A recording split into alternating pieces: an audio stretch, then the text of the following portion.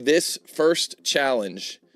This first CAD vs. CAD battle today between Gray from Russia running SolidWorks, our number 4 seed, and Max from Denmark running Fusion, our number 11 seed, begins in 3, 2, 1, go! What is the mass of this part in xxx.x grams? You can see here there's some red notes in the upper left corner. Make sure you pay attention to those notes. There's an arc section, and then there's a straight section. There's a planar face on this model. These guys don't even need time to look over this thing. They're already jumping into their CAD systems. We got Gray on the left using SolidWorks. We got Max on the right using Fusion. We see that it looks like Gray has decided to take a look at this thing. It looks like from the top view, and has started creating that sketch of that kind of circular area that's sticking out the back. We see that Max here is taking an approach here from the... Ooh, this is interesting. Okay. I might have to hold off a little bit. I'm not actually sure which part of this model they're drawing. This is a little bit of a tricky model, guys. If you go back, if you're watching and you go back and look at the drawing, take a screen capture.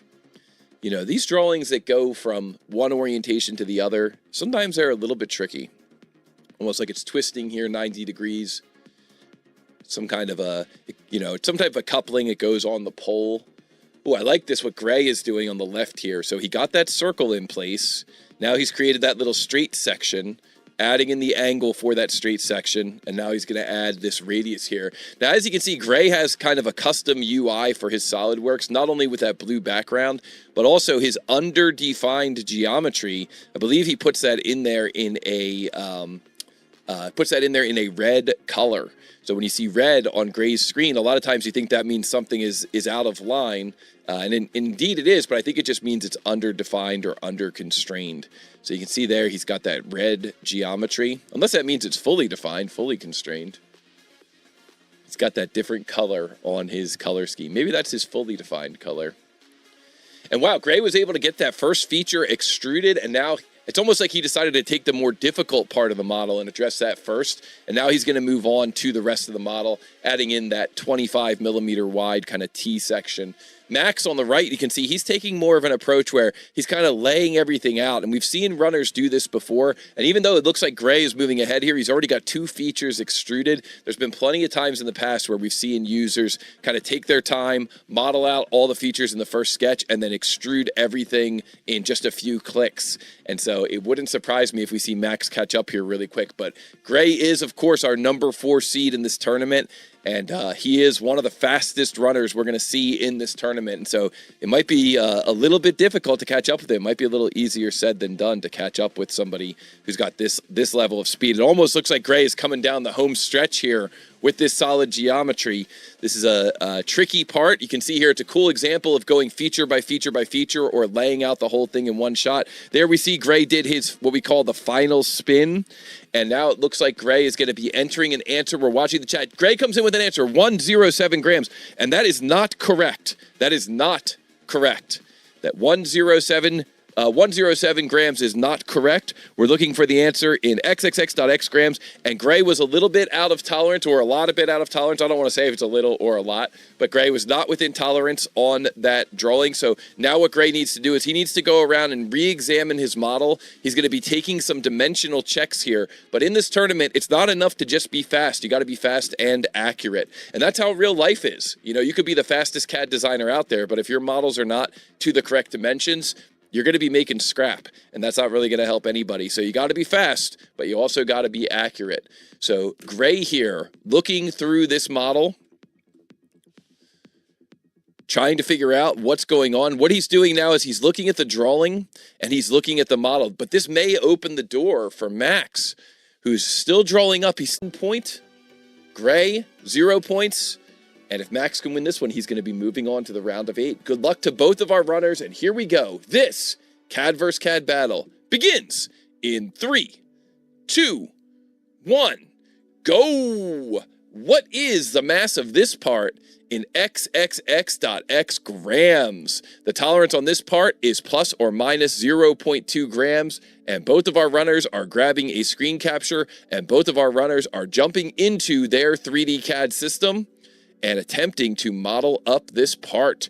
We can see here that this part is in MMGS. We can see that the part is made from ABS for the material, and here we go. Both of our runners grabbed a screen capture. Let's see how they tackle this part. I always like to look at these models and think to myself, kind of, what would be my game plan? Where would I start? Where would the origin be? And so it's pretty interesting to see that both of our runners started in a very different location. Gray started looking at this thing kind of in from the end, that kind of larger shape. First, I think he's recognizing that the distance between those holes is a key dimension in this drawing, and so he's making sure that he's got a view where he can see those holes. I noticed in the beginning, Gray was kind of just hanging out for a second, watching, and I think what he was doing was coming up with a game plan. Max on the other screen, you can see that he's drawing this thing from the side, that kind of S shape or Z shape. I really like that approach as well, and I'm assuming he's going to try and round this thing off at the end. So we'll see which of our runners is able to emerge victorious. We see that it looked like Max was able to take first blood there, but Gray was right behind him with that first feature.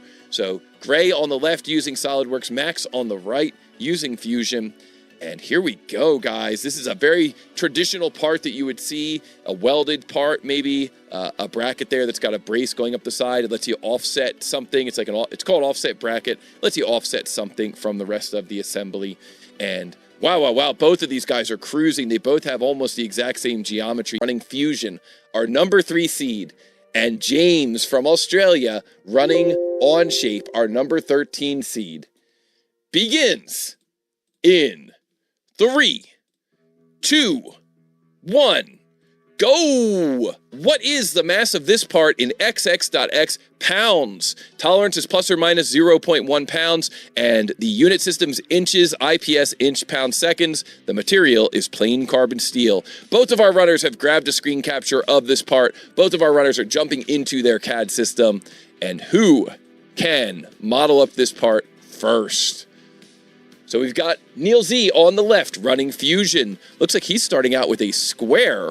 Of all the shapes that could have been put into this model, that was not one that I was expecting to see. James on the right running On Shape. Looks like he's creating a shape that will be revolved. I think that's a little bit more what I would have expected from this thing. Gonna double it up, though, using a mirror command. That's a little bit of a surprise as well. This is really interesting to see how these runners kind of approach these types of challenges, what types of geometry they use, and where is Neil going with this? Everyone is wondering, where is Neil going with this shape? This is very, very fascinating. I can see where James is going on the right. I can see what he's doing. I can see the vision. He's creating this geometry. He's going to use a revolve shape. But Neil, I don't know what he... Okay, maybe I am starting to see what he's doing. Wow, very interesting. So he generated those curves. Instead of using a radius or a tangent arc, he generated them with a full circle. Very, very interesting. Het Patel in the chat says, love this part. Thank you, my friend. Scale Motor Hobby says, I'm confused. Yeah. Big B from AZ says, he's a trimmer. He's a trimmer. We got ourselves a trimmer here. And we got Neil Z on the left running Fusion. Love seeing Fusion here in these competitions. We got James on the right using On Shape. Love seeing On Shape in these competitions. A lot of you guys know I've been using a lot of On Shape these days. Actually, going to be doing even more in the near future. And wow, we see Neil Z on the left takes first blood with that revolve and instantly mirrors it. And James on the right almost immediately, subsequently creates his first feature, his first solid feature. Now we see both of them creating this hex shape, trying to get in there, adding in the appropriate dimensions for this hex shape. This is really neck and neck here, guys. These young whiz kids can really move through this software. Neil Z getting that hex shape extruded out, and we see James getting that hex shape extruded out. And now Neil Z going around. Looks like he's selecting the edges for that chamfer. Looks like I saw a preview of it on one side. On Shape, you see, gives you the preview as you're selecting. And James picking the entire face. And wow, both of our runners are neck and neck here. We're watching the chat. We're watching the chat. This answer is going to come in any moment.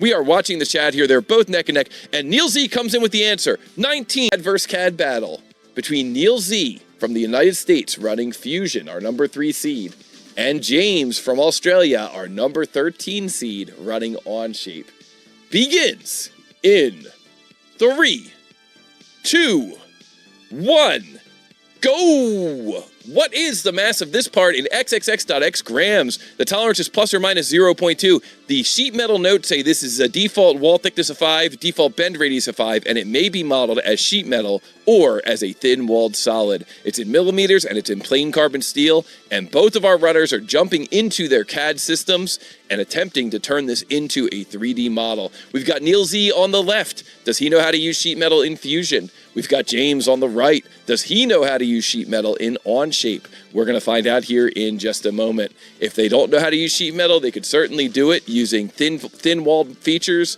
but it's going to be a lot more work. And so we see James on the right. Looks like he's going to go through. It looks like he's at least getting started here with what looks like kind of thin-walled features. We see Neil Z on the left. Looks like he may also be going through and trying to do this with thin-walled features. Interesting, interesting. We'll see what they come up with. See who's got the sheet metal knowledge. This is definitely an example of where if you know sheet metal, you could really be saving a lot of time in these types of challenges. If you don't know sheet metal, you can still kind of slug your way through it, but it might be a little bit more difficult.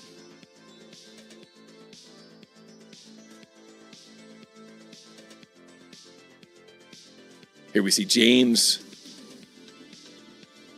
Wow, and shout out to JitCAD Cam, our friends in the chat. JitCAD Cam just gave out some memberships to the YouTube channel. Thank you, my friend. We'll talk more about that after the match. I don't want to get too distracted from the match, but I really do appreciate the super chat there from Rockcrawler and the gift membership there from JitCAD Cam. Thank you so much, my friend. Fusion Phil in the house. And guys, we see James here. Looks like, oh wow. Guys, this model really came together quickly. It caught me off guard there. Neil Z on the left has the model almost complete. James on the right has the model almost complete. I think both these guys are coming down the home stretch here. Wow. I just took a moment to say I didn't want to get distracted, and I ended up getting distracted and almost missing the whole model. These guys are so fast at 3D CAD. And now we see that the answer may be coming in here. We're watching the chat. And the answer comes in from Neil Z, 252.4 grams. And that is correct. And we got ourselves another member of the Elite 8, Neil Z. Moving on, taking the victory there with a sheet metal model, modeling it up with what looked like thin features. I'm not sure if he ended up converting it to sheet metal or not.